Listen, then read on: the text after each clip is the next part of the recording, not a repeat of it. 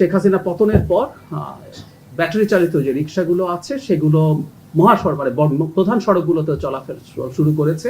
যে মানুষগুলোকে 2,500 টাকা দেওয়া হয়েছে এই টাকাটা মুহূর্তে তারা বাজারে খরচ করবেন, এটা বুঝতে হবে। এটা একটা হিউজ ইকোনমিক ইম্প্যাক্ট আছে, হাই পাওয়ার্ড মানি বলে 4-5 গুণ ইম্প্যাক্ট তৈরি করবে। সো এই 14,000 কোটি টাকার ইম্প্যাক্ট 60-70,000 কোটি টাকা হবে।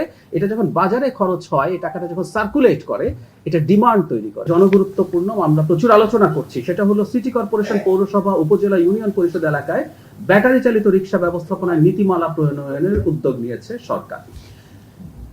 ঢাকায় বিশেষ করে শেখ হাসিনা পতনের পর ব্যাটারি চালিত যে রিক্সাগুলো আছে সেগুলো মহাসড়ক প্রধান সড়কগুলোতে চলাফেরা শুরু করেছে। এতে সুবিধা যেমন আছে, এতে অসুবিধাও তৈরি হয়েছে। যানজট হচ্ছে, রিক্সা চালকদের ক্ষেত্রে এক ধরনের প্রশিক্ষণের অভাব আছে। এমনকি যে ব্যাটারি চালিত রিক্সাগুলো আছে সেগুলো কারিগরি দিক থেকে যথেষ্ট ঠিক আছে কিনা, এই ধরনের নানান রকম সমস্যা আছে। সরকার খুব দ্রুত এই ব্যাপারে নীতিমালা প্রণয়ন করতে যাচ্ছে, তারা কোথায় কতটুকু চলতে পারবে এবং এগুলোর মান সহ সবকিছু নিশ্চিত করা হবে। আমরা আশা করি এই ব্যাপারে একটা খুব ভালো শৃঙ্খলা তৈরি হবে খুব দ্রুতই। সমাজ কল্যাণ মন্ত্রণালয় আমাদের এই সরকারের, আমরা এইভাবে বলি যে সবচেয়ে ফ্ল্যাগশিপ প্রোগ্রামগুলোর একটা, বা হয়তো এটা সবার ওপরেই আছে, সেটা হচ্ছে ফ্যামিলি কার্ড। সেটার দ্বিতীয় পর্যায়ে মাননীয় প্রধানমন্ত্রী শুরু করেছেন কিশোরগঞ্জ সদর উপজেলার লতিফাবাদ ইউনিয়নে। সেখানে 457 জন ভাতাভোগীকে তিনি কার্ড প্রদান করেছেন। আমরা এটা এর মধ্যে জেনে গেছি এই অর্থ বছরে যথেষ্ট ব্যয় হবে, 41 লক্ষ পরিবারকে এই কার্ড দেওয়া হবে, প্রায় 14,000 কোটি টাকা ব্যয়ের ব্যাপার।